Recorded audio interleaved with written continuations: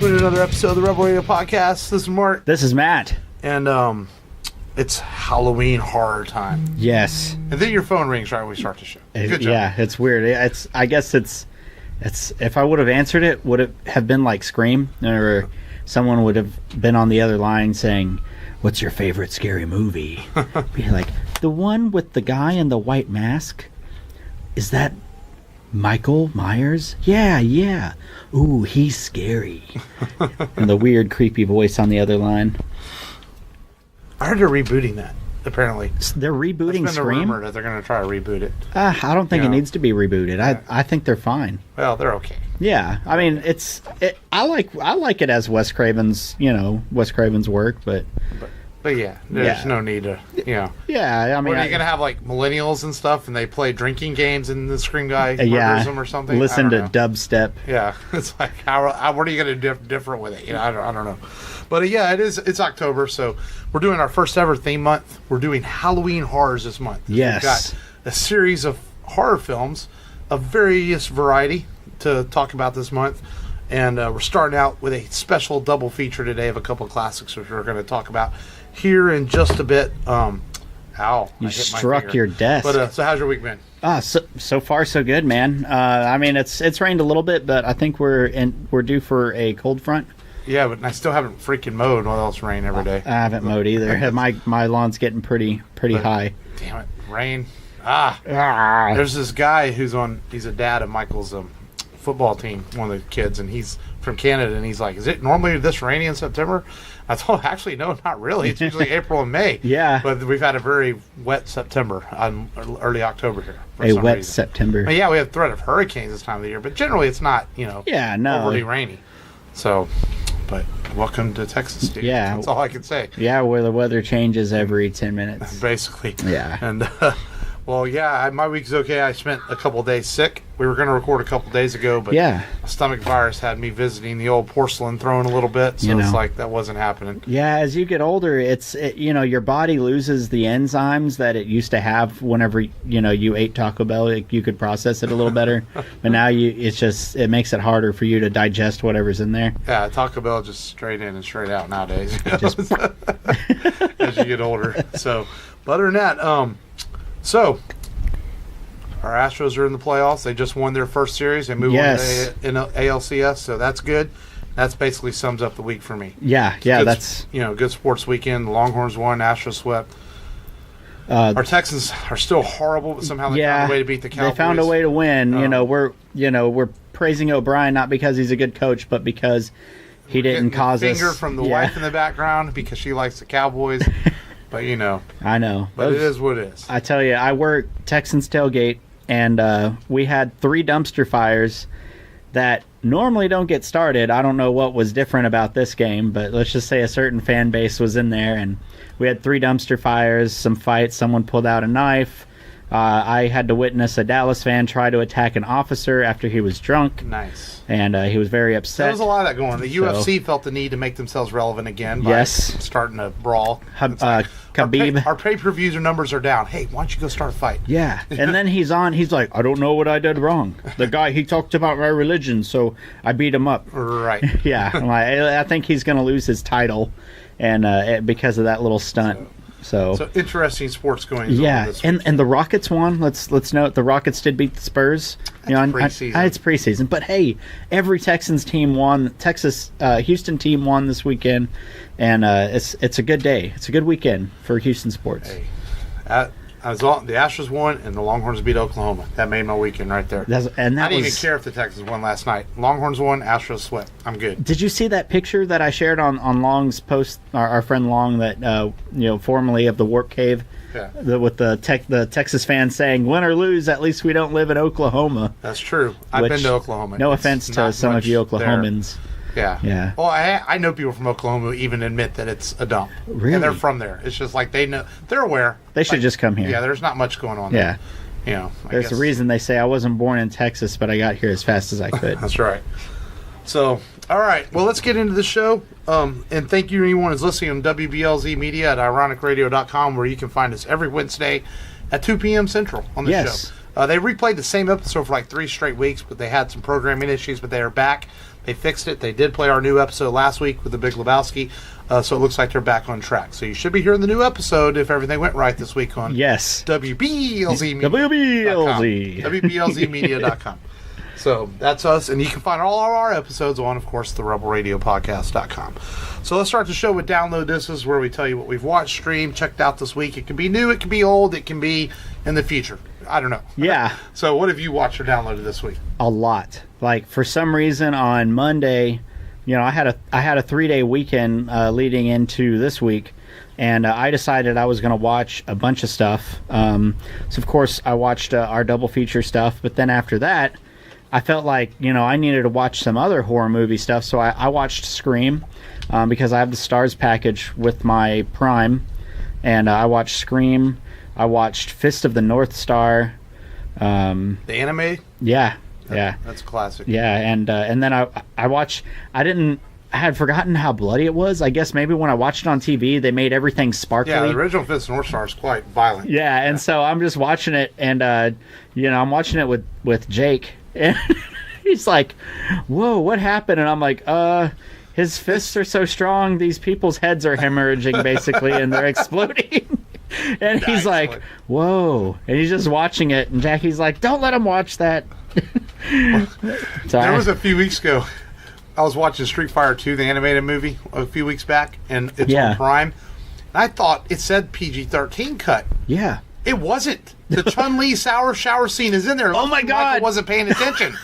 But I'm watching this, and I'm like, they're showing her boobs. Yeah. And I didn't realize that it was... But Amazon Prime showed it as the PG-13 cut. It didn't say it was the R-rated cut. That's hilarious. Luckily, Michael didn't notice it, though. But yeah. So Did you have to... You were like, whoa. Who else is watching in this room? Because really, the only difference is in that version, the actual PG-13 cut, it still has the blood in it. The only difference is that scene, really. That makes it rated R. It's the Chun-Li shower scene. Is that the one right before she fights Vega? Vega, yeah. And other than that, it's the same cut. It's just there's a different that one scene. Vega gets his ass beat. Yeah, but go on. Yeah. And then I know Ant-Man and Wasp. I got my Solo as well, so I did watch Solo. Borrow your Voodoo so I can watch Ant-Man. Yeah. I'll leave you with that info, and that way you can watch it. I freed up some of my old devices. I deleted them on there, so you should be able to add yours, no problem. But yeah, I got that, and I think it's a solid B minus. Yeah. It's not great. It's not bad. I just kind of in the middle, watch it so that I'm in the know when Infinity War 2 comes out. Yeah, for sure. And then, man, I think that was it for Download This for me. Just about four flicks. Yeah, I kind of in similar ways. I other than the movies for today's feature, I did watch Solo again because I just. It's funny, I bought it last week, and I kind of watched it in parts, but I hadn't really sat down and watched it from beginning to end without getting up off the couch. So I sat down and watched it. And then yesterday was just kind of a day of rest because everybody had been a little sick and trying to get better. So we watched, I rewatched Inception, the Christopher Nolan film, which I still think is a really well-done movie. We watched Fanboys, which is a good, fun movie where they're trying to see Star Wars. And we watched, we had put Nightmare Before Christmas on, which... we might be doing later this month, but I'm going to have to rewatch it because I didn't really pay attention to it yesterday. I just had it on. I felt like there was something else that we watched yesterday, but those are the two big ones, other than keeping up with our Astros this week.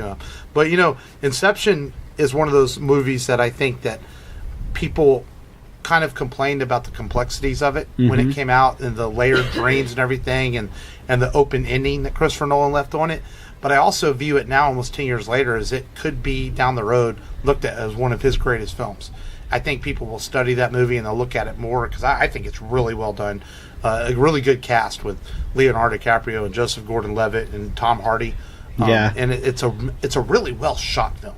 It is. And Nolan makes some really great looking films. I know people were divided on Dunkirk and stuff, but it was really well. It looked good. Nolan has some really great cinematographers and the people that shoot his films for him.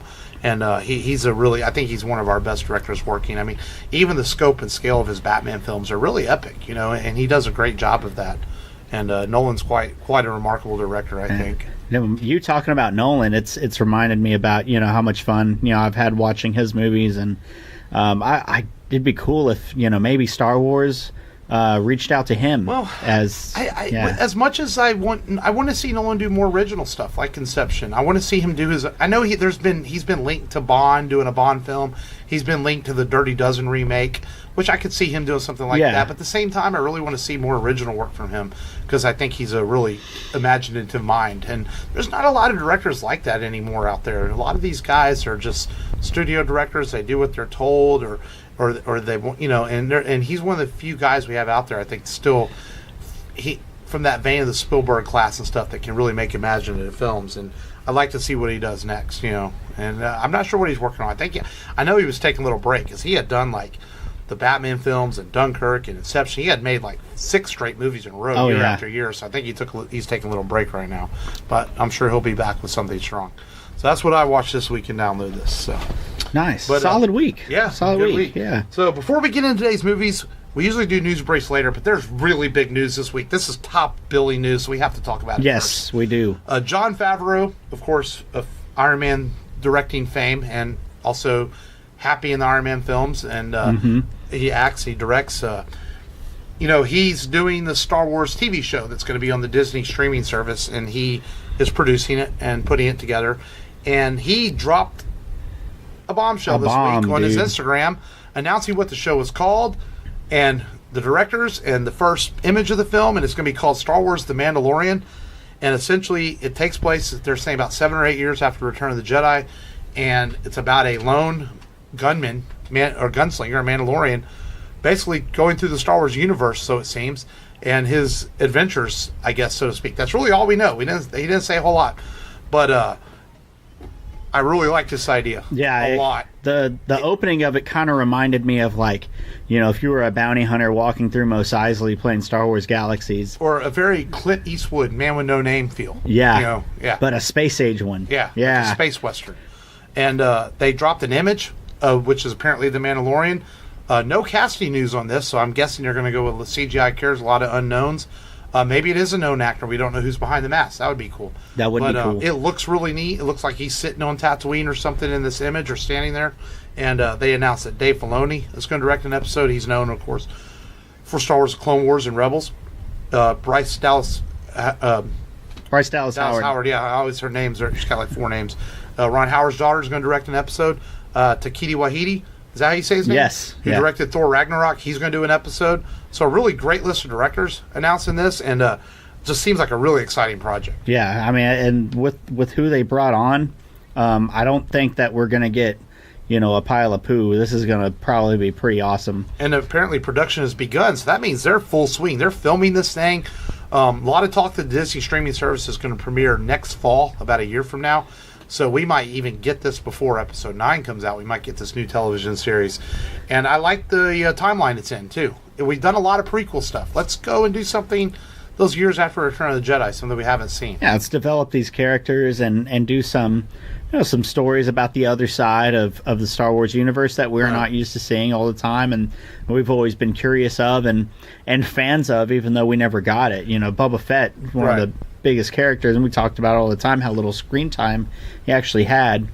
So this is going to be cool. And it opens up a lot of possibilities. This is only 7 or 8 years after Return of the Jedi.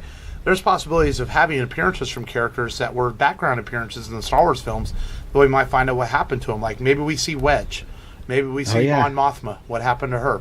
There's characters that could appear in this thing that we haven't seen since Return of the Jedi that aren't in the sequel trilogy and things like that.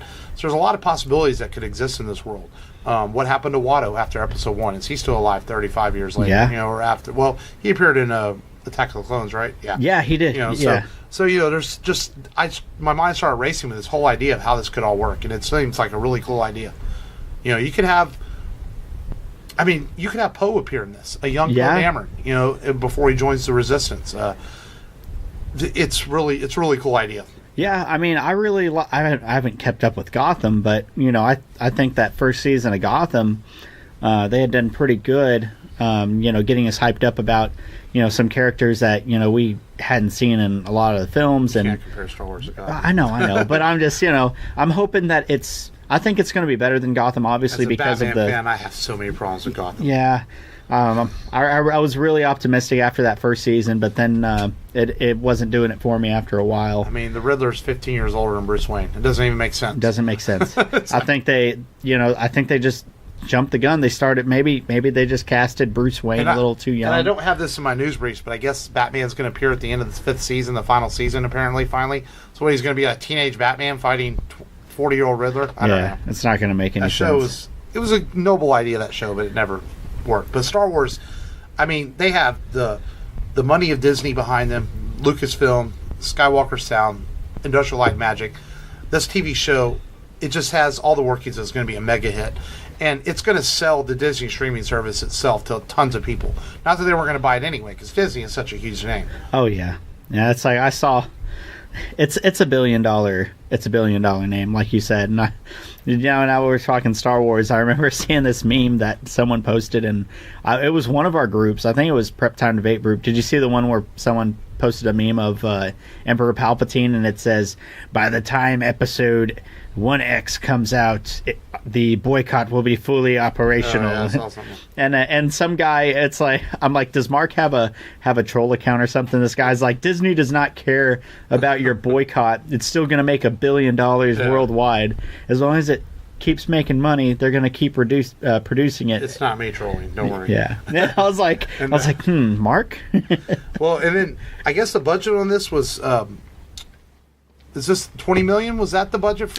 I didn't see the budget. No, it's more than that. Remember they announced the budget for the Star Wars show a while back. I think it was more than that. I think it was $200 million, up to $10 million an episode. That makes One of the sense. most expensive TV shows ever done. Because Got to pay the director. I guess they're saying 10 episodes the first season for the Star Wars show, and the Star Wars it lends itself to an idea like this, a live action TV show. And George himself had been trying to get it done for years. Yeah. Even before he sold to Disney, he had been talking about a live action television show and never got off the ground. It makes you wonder if some of these are, if Favreau met with him, and maybe possibility that some of these are notes of Lucas's, the ideas he had. I wouldn't put that against. I wouldn't, discredit that possibility. And being called the Mandalorian, we've got to see Fett, right? At some point, maybe not the first season, but you got to show how Fett. So you got to bring. I guess I know in official continuity, he's back in the Sarlacc pit because they got rid of the old continuity. Yeah, you got to bring him in, right? Yeah, you have to bring in Fett. Or what if he is Fett? That's what I thought. Whenever I first saw him, I thought it was Fett, because did you see the stock of that gun he has? I think it's his E-33 carbine. He just has different armor on. Yeah, he's Boba Fett walking the land. It should be, and then that's the break, the big bomb. It's really Boba Fett. Can we just fast forward to next fall? I want to see that. Yeah, show. I know, right? Yeah, it's going to be awesome. And we're recording on the same day that the new cartoon premieres. Star Wars Resistance premieres tonight. Oh, okay. And and people, by the time they hear this will be too late. But the deal of the day on Amazon Prime today is for $3 you get the whole first season. That's not bad. It's not bad at all. They'll download new episodes every week as they come out for you. That's not a bad deal. I'm gonna have to look at that, because I like the animation. Are hearing this show? Yeah, it's too late. But hey, oops, for $3, it's not a bad deal. Yeah, it's worth noting, even if it's late. Yeah. So, Star Wars Mandalorian hit next year on a Disney streaming service near you. There's all these streaming. What are they going to call it? Probably just Disney streaming. Well, the rumor was, I saw a rumor, Disney Play. That's been the rumor title. I didn't see that. Yeah, that's been apparently Disney copyrighted the words Disney Play, and that's been the rumor. That's what they're going to call it. Makes sense. So we'll see. So, and now, everyone's going to have streaming. Streaming everything. Everyone wants to cut the cord and save money on your cable bill, but you start coming out with all this stuff, you're not really saving any money. Yeah, I just don't know. It's like, I mean, they've got these streaming services should just meet up and they just charge us one flat fee. Yeah. And then in order to have it, you have to have unlimited internet, so your internet bill goes up. So yeah, it doesn't. Yeah. So all right, well, let's get into Halloween Horrors 2018, our Halloween month, and we're started out with a double feature because. Why? Because back in the days, in the 1950s and 40s, and when these movies aired, they had double features in movie theaters all the time. That's what you would do on Saturday afternoon. You would get up, have breakfast with the family, you'd go to the movie theater, you'd watch a double feature. Double features aren't common nowadays. I know there's classic theaters out there that still do that kind of stuff, but this was a real common thing back then. Even when I was growing up, you had a few dollar theaters and stuff that would still run double features. Oh, you go cool. pay a couple bucks, you get to watch a couple movies. I just remember my dad taking me when I was a kid to see the old Sinbad movies. It was a double feature of a couple of the Sinbad films from the 80s, old Ray Harryhausen. We went and watched a couple of back-to-back Sinbad films. So double Not feature. the comedian. No. The like I said, the classic stop-motion Ray Harryhausen pictures.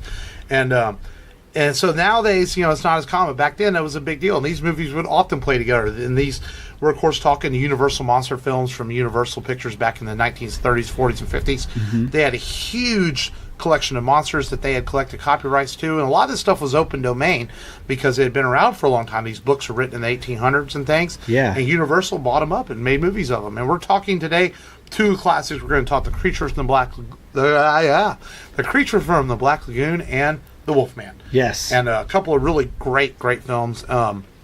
And, you got movies like Halloween's fixing to come out in theaters next week. And you have these movies nowadays that if people don't understand that if you don't have these movies that Universal made back then, you probably don't have the horror movies we have today. And they're owed so much to them. And we're going to start by talking about The Creature from the Black Lagoon. I don't know why. It just feels like the right movie to talk about first. I guess it's because I watched it first. Oh, that's funny because I watched it second. Yeah, well, see, I've seen The Wolfman a lot. That's why Wolfman might be my favorite Universal Pictures film. And so I hadn't watched The Creature in a while, so I wanted to watch it first. And your first time, is this your first time watching these? Pretty much. I want to say that maybe my grandma or my grandpa had it on at one point, but I was like maybe 5 or 6 because I remember seeing those creatures in black and white on the TV. I just can't remember when. So this is basically my first time seeing it. Really sitting down and paying attention. Yeah, and I was just amazed at how good the pictures still look. Yeah, it's not grainy or anything at all. The quality's really good, and they had to focus on the story. There's not a whole lot of graphics. Right. So stories, characters. Yeah, stories, characters, and dialogue. And they keep the sets very simple. Most of their films were shot over 2 or 3 sets and sound stages because they had smaller budgets back then. Yeah. You're talking Creature was what, 1954? I know the Creature overall made 1,300,000, but that's over. Yeah. Yeah. I think that might have been the worldwide number. But yeah, 54. At that time, $1 million was like saying $1 billion. A ton of money for a film to make. Yeah.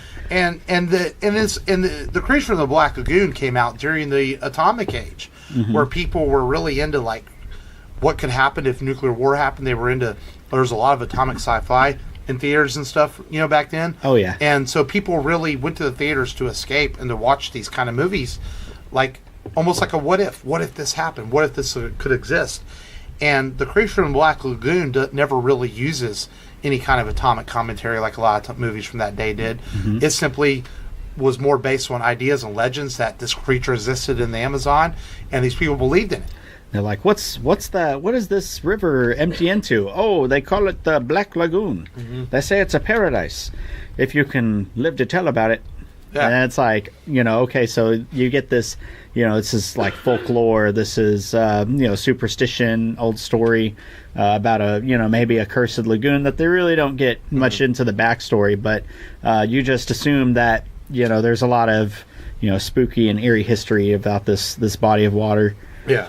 And you talk about how these movies really had to rely on story, and they do, and you said it right there, they do a good job of building the suspense throughout it by letting you know little things throughout it. And they don't waste time showing you the creature. You see his claw very early in the movie. Oh, yeah. But yet they still do this good job of building through dialogue in small moments, this amount of suspense that builds up to, like, what are really remarkable action scenes for the time. Yeah. They're not Michael Bay and Fast and Furious movies where they're blowing everything up, but with the direction they had and the camera use, they do a really good job of making drama out of what they had back then. There's a remarkable scene early in the film when you first see the creature and he's underwater and he's chasing the 2 guys, and they're trying to put a net on him and capture him and find out that he's there, and it's really well done. And really amazing underwater work for a movie this old. Yeah, it looks really good. And I always wondered why one person had 2 tanks and the other one had 1, and that's because they didn't want to get confused with both of them. And the suit was very, very low tech at the time. It was basically all rubber. The guy couldn't see out of it. And they had one for in the water and one for out of the water. Yeah, one in, one out. And the guy underwater had to hold his breath for 4 minutes. Mm-hmm. He had to learn how to hold his breath because they didn't want any air coming out. Yeah. Because, they're like, oh, well, the water comes in through the gills. Right. And, that's it. They wanted to look practical. And apparently in the they made sequels to this. Apparently in the sequels they gave up on that. They didn't care if the water came out of the side of the suit. But yeah, in the suit, like you said, it's obviously a practical effect. But for 1954, it looks remarkable. It looks kind of scary and kind of creepy. Yeah, it does. And it's not going to make you frightened out of your seat, but you buy it. Yeah. And the characters buy it and they buy into it. And the score kind of helps with the scenes, setting up the suspense. And I feel like I've heard that score before. And then the creature's just slowly walking. And the cinematography is really well done, too. Yeah, It's a really good-looking movie. Like you said, the score helps build the scene, especially in the underwater scenes. It adds... And these movies didn't have to rely on special effects. They relied on sound effects and music effects to drive the scene and make it more powerful. And it definitely does, even at this time. And I was surprised that you see the creature so early on. And, because, in the Wolfman, you had to wait a bit longer to see the Wolfman. And this one, you see it pretty early. It's the fossil. And then looks like the creature, puts his hand on land. And then Dr. Maia, who the actor that played him had been making films since 1912 at that time. And, they take off, of course, come back. And, before they come back, we see the monster attack the campers, people watching the campsite. And the human cast does a really good job of making you believe in the movie that it's not just a creature feature, it's about these people. And Julie Adams, who plays Kay, she's even talked about over the years how the cast really got along well and everyone really wanted to make it the best movie they could. Mm-hmm. And she's done a lot of movies over the years, and she's actually still alive. Yeah. And she gets a little upset. Even she's proud of the film, but yet she always, when she meets people, they always want to talk about this movie, even though she's done hundreds of other films and a lot of really good movies. But this is the one that she seems to be remembered for. Yeah. And she just kind of laughs about it now over the years. She goes, I've made movies with some of the greatest actors of our time, but yet I'm remembered for a guy in a costume chasing me. And just wanted the woman. Yeah. Watching this film, it made me, wonder if this was, in a way, kind of like a prequel to Guillermo del Toro's, Well, Del Toro wanted to remake this for Universal, and Universal told him no. And this was back probably 15 years ago when Del Toro talked about doing a remaking the creature for him. Mm-hmm. And many, many directors have tried to remake this movie over the years, and it's never gotten off the ground. As we know, Universal has struggled with having their Monster Universe rebooted. So Del Toro went on, he reworked the script and went on to make The Shape of Water, which is a wonderful movie in its own right. Mm-hmm. Possibly Del Toro's best film. I might argue Pan's Labyrinth is a little better. Yeah. But Shape of Water is really, really good. And but it's definitely inspired by it. I mean, Guillermo del Toro is a huge Universal Monsters fan. Mm-hmm. He obviously was heavily inspired by this film. You see it, where the creature is obsessed with the girl. He wants to capture her. He wants to take her to his cave and everything and have her for himself. Yep. And it makes you almost sympathetic to the creature, that you kind of feel bad for him. Like, he really doesn't necessarily kill because he's evil. He kills because he doesn't know any better. He kills because he thinks that's how he has to survive. Just out of instinct. Yeah, out of instinct and to survive. He doesn't necessarily kill maliciously in the way that, say, a Freddy Krueger would do, or something like that. And that's the difference in a classical horror movie like this compared to the newer stuff. In this movie, there was a lot of reasons for what went on, and the characters were very tragic at times. Yeah, especially in the next movie we're going to talk about. Oh yeah, yeah. And this one, you had two different doctors on that boat. One. He wanted just to purely learn and explore, and then in the other one, he wanted the fame, and he wanted to take this thing on, and bring it with him, and it didn't work out too well for him, unfortunately. And I lost my train of thought. Good. Go ahead. And I liked how they. They use the big ass spear gun. Oh yeah. And then they drug the water. They do things like drugging the water, and I was like, "What the heck is that?" I guess it's like chloroform. Yeah, I think so. So it kind of reminded me of King Kong a little bit. Whenever they They tried to use the chloroform to drug him. And then, he's like walking around, and I'm just thinking, I'm like, man, wouldn't it be funny to make some kind of weird commentary where this guy's walking around and be like, oh man, whoa. Like, because the way the suit was walking around, he was walking around in the suit, I'm like, man, this guy, he's high, man. This monster, he's high walking around. And, director Jack Arnold, he directed this film, and he went on to make a lot of science fiction films in the 50s and everything. And his goal for this was to give it a sense of a dread throughout the movie. And but it's funny he went for that, because I didn't feel that necessarily, that there was a sense of dread in this movie, but I see what he was going for. And I think my maybe small beef with the movie is if he had shown that they were trapped in the lagoon. Oh, instead yeah. of trying to open it up, maybe it would have given more of a sense of a dread. But they could have gotten out any time. They were simply trying to open up the lagoon for other explorers. Yeah. And people to get through the Amazon.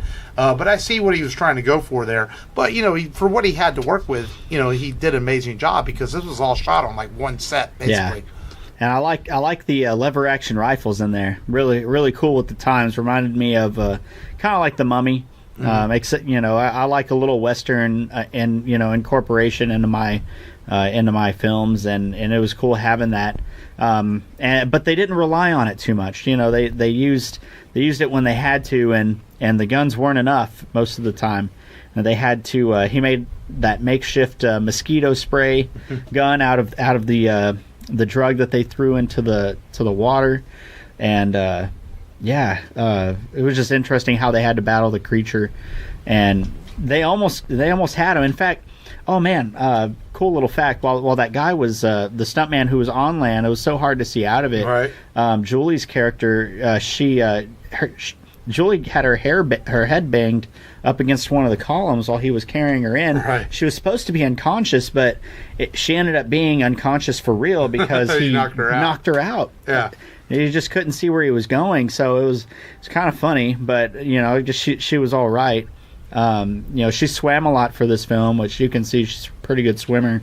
And all of the water is done in a tank. Mm-hmm. That was heated, so it was pretty comfortable. But I guess one day they forgot to heat it, and she wasn't too happy about that. Whenever she had to swim in cold water, right? But yeah, man, this film was pretty fun to watch for an older film. Jackie watched it with me, and it's changed her, and it kind of opened her up to how good older films are. I kind of like the fact too that the Universal films they're not overly long, but they give you enough, but they don't drag out, And I thought it neat too that Universal, you talked about early on about how good the movie looks. And Universal has been one studio that's done a great job preserving their films over the years compared to some studios. Mm-hmm. So these movies still look. They were shot in 4:3 back then because widescreen didn't exist. Yeah. But they have the technology to map them to a wider screen. You're not going to quite get 16:9 with these, but you're going to get a bigger palette. And they've done a great job of restoring their films, but yet not so great keeping costumes and things. In fact, the creature costume disappeared through different people over the years. And they're slowly getting pieces back. Like, they don't have the whole thing. They don't even know if it exists. It basically got thrown into a dumpster. Yeah, pretty much. When the film was over, and a janitor happened to save parts of the costume. And I guess now, throughout the years, they've been able to collect a mask, a hand, and a few parts of it. Mm-hmm. And the next movie we're going to talk about, The Wolfman, is kind of the same thing. They don't really keep a lot of archives from their films. So these things have not ended up in museums or places they should be, because Universal did a great job preserving their film, but we're throwing out all the shit we used to make it. Yeah, pretty much. Yeah, I remember that. I remember hearing about how it went missing. But yeah, it was with the Wolfman. That was a different story. That was all makeup. You didn't have a suit. I don't know if we're ready to get into Wolfman yet. Yeah, we are. Well, before we do, final thoughts on The Creature in Black Lagoon. I think it still holds up today. Yeah. Good dialogue, good action for the time, a good score. And it's a tribute to what what good films looked like at that time. And would you like to see a remake of this, a modern version? I mean, we kind of got it. We got it in some ways. But I would like. Would I like to see more of these? Yeah, I would like to see more remakes like Guillermo. And I've said this before on the show. If Universal is going to bring back these characters, which are classic, they need to go look at these films and see what makes them work. Make them about characters. Make them about story. Don't make them about gore or how much action we can put in there. Yeah. Or Tom Cruise running. And I'm not faulting Tom for how The Mummy turned out. That was just bad direction, bad editing. Yeah. But look at what made these great in the first place, Universal, if you're going to bring these back. Because there's the characters are there, the potential's there, and I think people want to see them. But you got to do it the right way. And Del Toro showed you how to do it with your own character in a different version of the film, but for a different studio. So it's there. Just make it happen. So I still like the movie a lot too. This is Creature. I like the Wolfman. Creature's probably a close second favorite as far as Universal classics. And I mean, they're all great. You know, Frankenstein's great. Dracula's great. Which eventually, you know, we'll probably talk about those maybe next year. Yeah, probably. Frankenstein, Dracula, The Phantom of the Opera, The Invisible Man. Oh yeah, so many Invisible great Man. characters put out by Universal Pictures, but a really good movie. So let's talk about The Wolfman, which was a little bit older movie. Yeah. 41, right? 1941. So we're going back 13 years, and that just shows you how long. Because I think Dracula was 34 or something. Yeah. So how many years Universal was putting out these great movies, and and Dracula is actually in this film. Yeah, Bela Lugosi. Yeah, Bela Lugosi was going to play the Wolfman. Yeah, he was. I guess scheduling conflicts kept him out of it, and he was kind of bitter about it. Yeah, he didn't like that. He wasn't real nice to Lon Chaney Jr. Because he wasn't happy that he took the role from him, and of course because he felt that Lon Chaney Jr. got the role because his dad had done a lot of movies for Universal. His dad played the Phantom of the Opera, so Bela Lugosi felt like, you know, what the heck. But Bela got paid eventually. Universal ended up giving him some sequels and a big contract, and he ended up making his money. But he wasn't real happy to be taken down and basically a cameo in this film. Yeah, pretty much a cameo, but a well acted cameo. Yeah.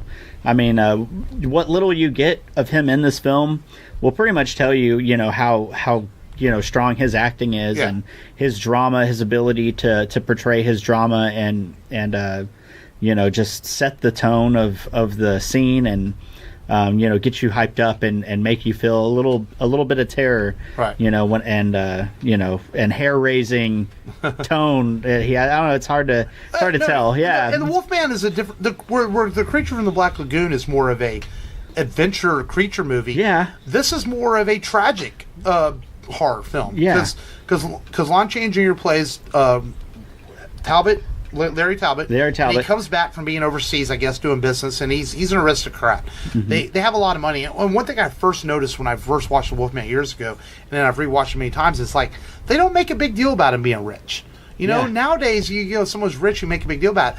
He's just a regular guy who happens to come into money and work for his dad. And so I think therefore, because you relate to him, you feel for him in some ways. But he's also a little bit of a creep. Yeah, a little bit. Yeah, if you think about it, he's fixing the refractor on his lens, and he sees this girl through her window, so he decides to go to the pawn shop, and he's like, yeah, I want these earrings with little, you know, half moons on them. She's like, well, we don't have any. Well, you have some on your dresser. He's like, what? And he's like, yeah, I saw you. And she's like, oh, you know, later on, she's like, I should learn to keep my blinds closed. And he's like, how about not? And I'm like, what? I'm like, and then he keeps asking her and pressing her out to go on a date. And then, you know, she finally agrees, and it ends up being with two women. He goes on a date with two women. But I'm like, dude, this guy, he's like staring at her through the window, won't leave her alone, tells her to leave her blinds open so he could basically, you know, look at her whenever she's in less clothing, you know, possibly. And it reminds me of a friend that I know that isn't, you know, behind a microphone next to us today. And I'm like, dude, this guy, if Frank came into money, this could be Frank. That's hilarious. But yeah, no, you're right. They do that at first. You kind of get the sense of being kind of weird. But then he kind of, as things happen throughout the movie, you kind of do sympathize. Then you feel bad for him, yeah. And in this town, there's a legend about a wolf that bites people, and they become a wolf man and all that. And most people don't believe it. Some of the older townsfolk kind of do, but it's kind of a hidden secret. No one really wants to talk about it. So when he takes these women out on this date, of course, they're attacked by a wolf. And he gets bit and everything, and he kills the wolf. And then the next morning, it turns out they're telling him he killed a man. But he doesn't believe it. He knows I killed a wolf, and he thought he got bit, but his wound is healed. And that's when it all changes from that point on. And they're like, oh, well, maybe he's just tired. He's just distraught. And he's like, it was a wolf. I fought a wolf. And then At first, they thought they were gonna make this thing, this psychological twist to where he just thought he was. They were never going to show the Wolfman. They were never going to see it. They're going to make it to where he thinks it's all in his mind, and that's where you see the references back to maybe it's in your head, maybe you imagined it. Only in one man's mind could this happen, and so forth. You have the doctor of psychology that talks to him a lot, and trying to figure out if he's just crazy really. And they follow him around town, and he runs into the girl that he was hitting on in the pawn shop. And and her boyfriend, they're at a fair, and he's like, "Oh, want to try your luck at this game?" And they're like, well, this man, he can definitely handle a gun." And all the police are watching him. Yeah, police are just checking him out. And of course, the wolf target pops up, and he's like, he freaks out. Freaks out. And has to leave. And of course, you have the strange gypsy woman that keeps watching him and telling him strange things. He just thinks she's crazy. Yeah, gypsies freak me out. But from there though, people know the story. He becomes a Wolfman, and the town hunts him because they want to find out what's going on. And we won't get to the ending yet because the ending's quite tragic in a lot of ways. But this movie introduced a lot of wolf lores to people that back in 1941, unless they read this stuff, which if you read that kind of stuff, you were considered kind of creepy or evil back then. It was different times. But this introduces ideas of silver bullets to kill a wolf and stuff like that, which was, again, only in books if you read that kind of stuff. It's funny, the idea of a full moon turning wolf is never shown in this movie. They do use it in the sequels where you see the moon, but you never see a moon in this. Which we should note, in the sequels, he's one of the few actors that actually keeps playing his same character over and over and over again. In fact, he's changed back into a human, and then he becomes a werewolf again, and after his team up with Frankenstein. So it's a really cool series. Yeah. But there's a lot of things that you just assume because we've heard the lore before. Full moon, you change, but like you said, we never really get confirmation that it's a full moon whenever he does change. Right. They just say that he. I think there's something in the poem where they change every so often or something. They mention that. Yeah. But let's talk about the makeup effects in this. For 1941, they're really good. Oh yeah. He convincingly, Lon Chaney convincingly looks different when he changes, and they use stop motion animation style where they show his legs and they have a little bit of hair, a little bit more hair, and eventually his face, and he's changed.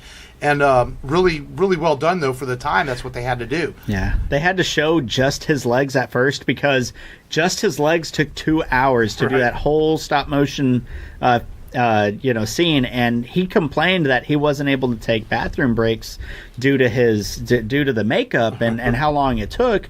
But then, Universal was like, oh, no, he's just being dramatic. He had 2-hour breaks, here and there whenever he wanted them. So I don't know, but it looked like he had a little bit of an uncomfortable time having all that stuff put on. And they do shoot a lot of the Wolfman scenes in the dark, and that's probably so that you couldn't quite see any imperfections in the makeup, but they're still very convincing. Yeah, and if you look at some of the scenes, whenever he's beating the first wolf, it's behind a tree.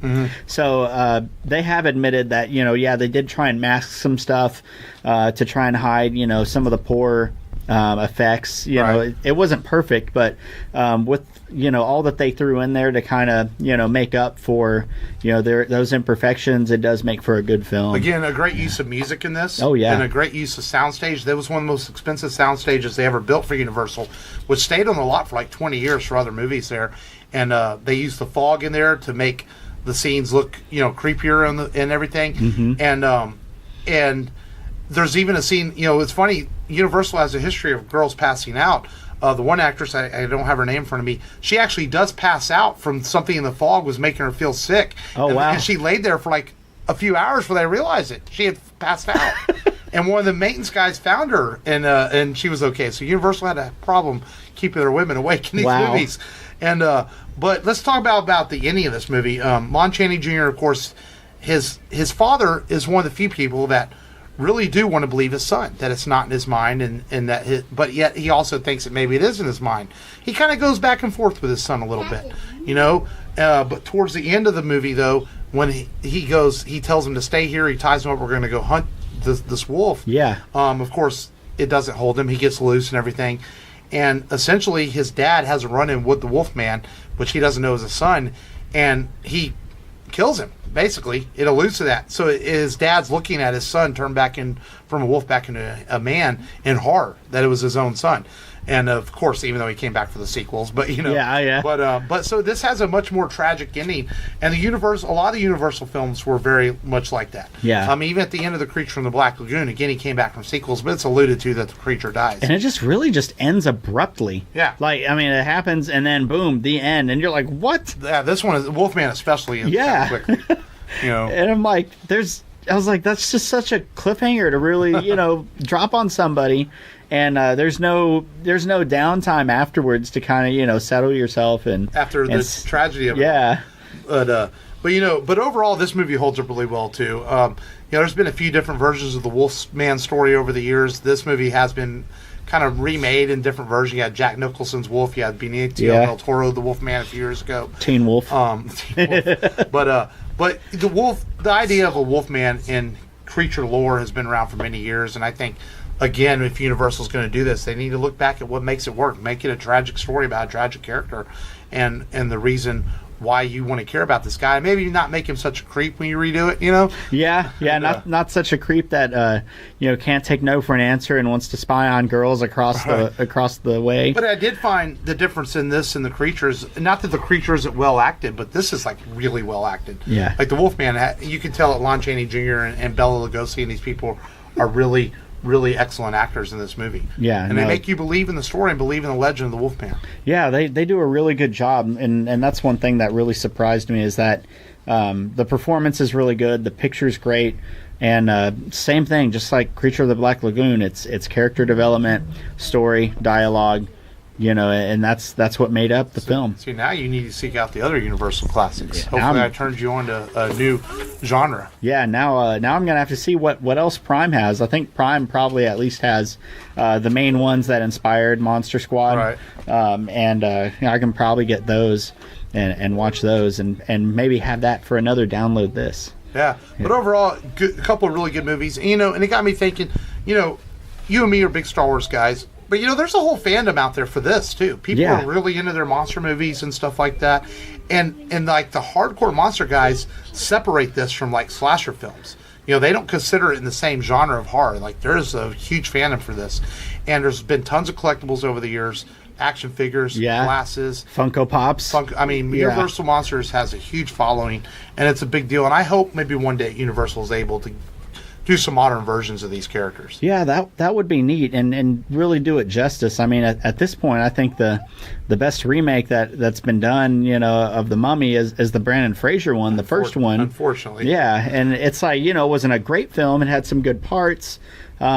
But, now I'm like, maybe they should just count that as canon and build off of it. And a lot of these characters have had multiple movies put out about him. Like Hammer Pictures did a lot of Dracula, Wolfman, and Mummy pictures of their own, which are completely separate than Universal, because a lot of this stuff was, like I said, public domain. Anyone can make pictures about him. Yeah. No one actually owned the rights to something called the Wolfman. It was an open idea. And Universal took it, though, and they're the most famous. Hammer Horror has their own cult following of their films they've done, but this was the big one. And hopefully they continue to, I think they're almost 100 years old. I think people will continue to watch these movies for a long time to come. Yeah. So final thoughts on the Creature from Black Lagoon or the Wolfman? No, both really good, very surprising. I think, if you don't check out these films, then you're really undervaluing them. They're way better than you may think. Yeah, and if you enjoy October, enjoy Halloween, I think honestly you should watch these if you're going to call yourself a fan of anything horror. Yeah. That you have to start where it all started back, 70, 80 years ago with these classic movies, which are really well done. And they don't take up a lot of your time. You can sit down in the afternoon and watch two of them. Yeah. And the time it takes to watch one Star Wars movie. You really could. I mean, it's like an hour tops. Yeah. So good movies. Good movies. So before we talk about our next movie we're going to do on Halloween horrors, we've got a few news briefs to talk about. We talked about the big news earlier with Star Wars Mandalorian. The Mandalorian, not the Mandarin, but the Mandalorian. Mostly trailers to talk about. Did you watch the extended trailer for Aquaman, the 5-minute trailer? I did. Man, does that shit look cool? It looks really good, man. Yeah, it does. The only thing that bugged me is Amber Heard's really red wig. Yeah. It's kind of like almost too red. Too red. But it looks better in the water scenes. When she's standing outside the water, I'm like, wow, it's really red. Yeah. And it looks like they're very much going for what worked in Wonder Woman, a sense of adventure, some humor in it. Yeah. Like I really thought the scene where he goes, where they need water to make the thing work, and he goes, why didn't I just pee on it? I thought that was kind of funny. But man, it looks like DC is going to get another one right, hopefully. Let's hope it all comes together, at least from the trailers. Yeah, and I think, I think this kind of, it reminds me of Captain America, the First Avenger. I think Wonder Woman kind of did. Like, it's an adventure. Yeah. And I think, whenever you keep it focused around an adventure, this could be DC's formula. This could be the thing that they need to focus on, and just really make the films fun and make it your own. Make a few really good individual films. They'll worry about getting the group together in a Justice League movie. Yeah. And I think that's the right way to do it. And this comes out a couple of months from now, and I'm really hoping it's good. It looks really good. I like Jason Momoa in the role. Yeah. Should be exciting.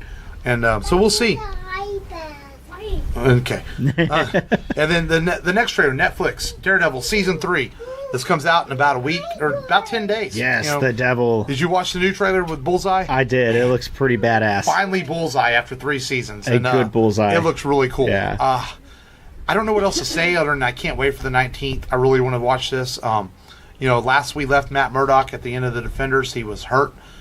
His mother found him, and we'll see where he goes from there. To reclaim his city again after the events of The Defenders. And maybe are we going to get? Is it announced we're going to get Punisher? Or they're filming season 2 right now. That's right, Punisher. So it's early next year. It should be out. So it seems like they're knocking these things out fast. I mean, Luke Cage season 2, Iron Fist season 2, Jessica Jones now Daredevil. Seems like they're knocking them out quick. I meant to watch a few episodes of Iron Fist season 2. I'm hoping that it's a lot better than Iron Fist season 1. I really liked him in The Defenders. I thought he had a really good role in Defenders. But let's see how he is on his own, not playing off of the other characters. Well, honestly, I think I haven't watched all of Iron Fist, but I really would like. I just want to see Heroes for Hire. Yeah. Come on, at this point, let's do a Luke Cage Iron Fist show. That would be cool. Let's do Heroes for Hire. That'd be cool. We're going to stay in Marvel for a minute. Spider-Man Into the Spider-Verse had a new trailer out. And man, this looks like a lot of fun. It's animated, of course. It's kind of nice maybe to go into the theater and see a movie that's not tied into a universe. Just go watch a Spider-Man film, walk out of it, and say, that was fun. Yeah, I really like how they're depicting Spider-Man in this one. He's, looked like he's been doing his job for a while. And he's like, the first trailer that came out, you have any money? Do you have any money to pay for this? And he's like, okay, well, maybe I'm not the best role model. But yeah, Miles. This is Miles Morales, right? Yeah. Yeah. So I think this is based off of Miles Morales, and we'll see. We'll see how this film plays out. It looks really fun. Yeah. You've got Spider-Gwen in there, and Spider-Man Noir, several of the Spider-Man characters. It looks like in it. And it kind of reminds me of. I don't know if you ever watched the. If you ever watched the Amazing Spider-Man, not the Amazing Spider-Man, but I think it was the Amazing Spider-Man, the 1995 TV series that came out, and there was a universe that he went into where all the spiders were all in one, and it kind of reminds me of that, except of course the graphics look way better, and the animation is just really cool. And I've watched some of that Spider-Man Unlimited with my son, and they've done some of the Spider-Verse stuff in that too. So it's sort of a combination of that. I guess it is based on a comic series. So we'll see where we're...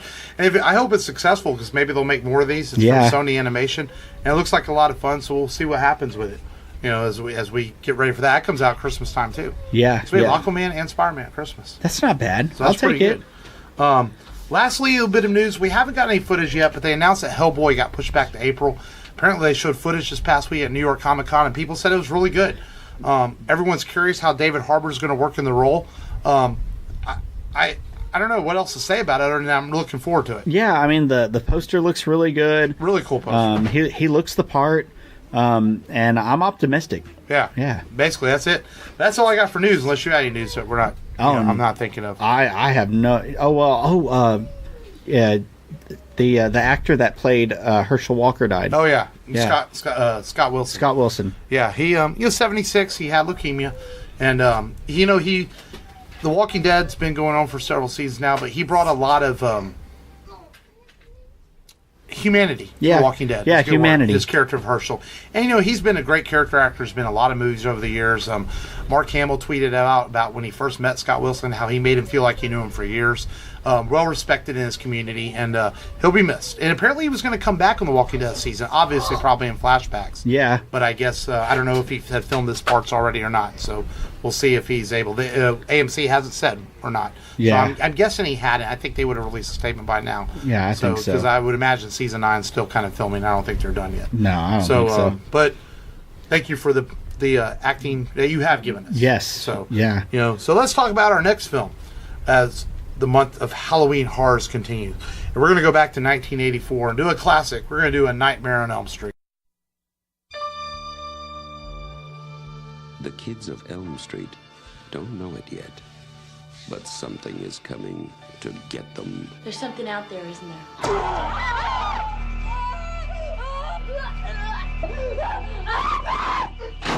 We just see cuts happening.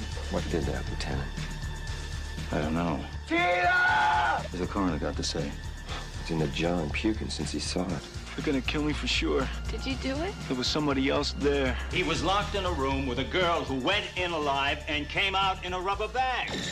No one knows where it came from or who it will visit next. Nancy? There's something wrong with you. You're imagining things. Nightmare on Elm Street. Do you believe in the boogeyman? No. Whatever you do, don't fall asleep. No!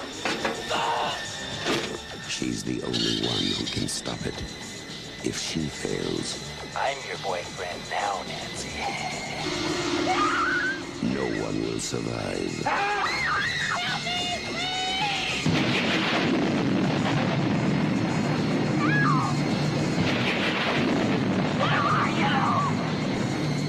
From Wes Craven, director of The Hills Have Eyes and Last House on the Left, a new masterpiece in fantasy terror, Nightmare on Elm Street. Dun, dun, dun.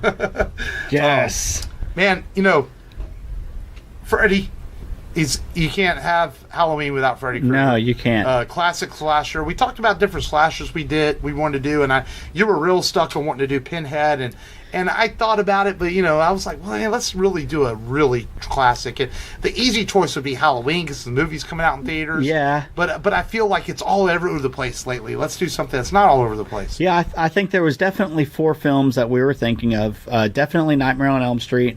We thought about. I don't think we even brought up Halloween, like you said, because that was just too easy. Yeah. We thought about Friday the 13th. Of course, and I brought up, Leatherface, Texas Chainsaw 1974, and of course, Pinhead, because for those who don't know, I proposed to my wife whenever we were watching Hellraiser because I didn't want to wait. That's still so weird. Yeah, it was very weird. And, if I am to quote Stephen King, I have seen the future of horror, and his name is Charles Burns. No, sorry. Clive Barker. Clive Barker. Just fucked that Charles. Why did I say Charles Burns? Charles Burns wrote. Charles Burns wrote and did the artistry work for Black Hole, which is a very trippy thriller Disney graphic movie. novel. Yeah. So. Oh wait, no, that was yeah. Yeah. But okay, Good I job, Matt. You just really ruined that. Yeah. Well, anyway, so Nightmare on Elm Street, man, it's a good one, man. It really is. It is a classic, and people might argue they have a favorite Nightmare on Elm Street movie. Like some people like the Dream Warriors. Yeah, some Dream people Warriors. But you got to start with the original that started all, directed by the legendary Wes Craven and starring the legendary Robert Englund as Freddy Krueger, the mass Robert Englund, child murder. Yeah, and then the guy who played the sheriff was also in Enter the Dragon, which we did Enter the Dragon, I believe, as our second episode in this new format. I forget his name. It's like Well, we'll have to look it up for the next Yeah, I'll week's have to stuff. save it. I'll have to save it. But I haven't watched this in a long time, so I'm looking forward to watching it and seeing how it. I'm sure it still holds up well today. Yeah. It's a classic. So next week on Halloween Horrors on the Rebel Radio podcast, we're going to talk Nightmare on Elm Street. So we hope you tune in for that. Yes, please. You know? And other than that, that is all we've got this week, I think. I can't think of anything else. I got a call from Arnold. He said Comics Arnold is coming. That's right. So, yeah, he let me know. He said it's coming. He's been busy filming Terminator 10 or whatever number they're on. Yeah, Terminator So he's like, he apologized, and I said, it's okay, Arnold, please don't hurt me. But so it's coming. So go to our YouTube channel for that. You can find everything at the rebelradiopodcast.com. Links to our YouTube, our Facebook, our Twitter, all that stuff. Our Instagram, and buy a T-shirt while you're there. Yeah, yeah, please. And listen to us on WBLZmedia.com on Ironiq Radio every Wednesday at 2 to 4. And we're on all apps: iTunes, Google Play, Spotify, iHeartRadio, Stitcher. I didn't even know we're on Podcast Addict. Yes, Podcast Addict. I guess Podcast Addict is owned by Google Play. So because we're on Google Play, we're on Podcast Addict. Yes. So not hard to find a way to listen to the Rebel Radio podcast. And I didn't have any shout-outs this week other than I'll give a shout-out to our buds at the Thorskin podcast. They were able to get, I don't know the guy's name, but he was on the Edumacation podcast with Kevin Smith. Somehow they got him on their show this week, so that should be cool. It just came out today, so go give the guys at Thorskin a listen and listen to that new episode from Alex and Tom Bruno. Tom Bruno. Yeah, I don't know. Tom might still be mad at me because I said I hated Tropic Thunder. That's true. Yeah, that movie sucks. I'm sorry. It was very weird. But I have very mixed reviews myself watching that film. Like the first time I watched it, I'm like, this is stupid. And then the second time I watched it, I think the people around me thought it was funny. And all of a sudden, like, I was like, okay, well, maybe some of this is funny, but some. Like, I kind of like Tom Cruise's character and of course, Robert Downey Jr.'s character, but I don't think I like the other ones. And if Frank was here, he always thinks I don't like comedy. It's not that I don't like comedy. I don't like satire. Yeah. I don't find satire funny. I don't really get it. You know, like maybe certain kind of satire, like Robot Chicken. Yeah, Robot that's more Chicken. lower level. My brain, I guess, doesn't comprehend satire in film, so I think Tropic Thunder was stupid. That's just me. What's your favorite Robot Chicken bit? I don't know. I like a lot of the Star Wars stuff is pretty funny. The Star Wars, that's got to be the best. One of the things that I liked, it was a little bit that they did called Jerks with Time Machines.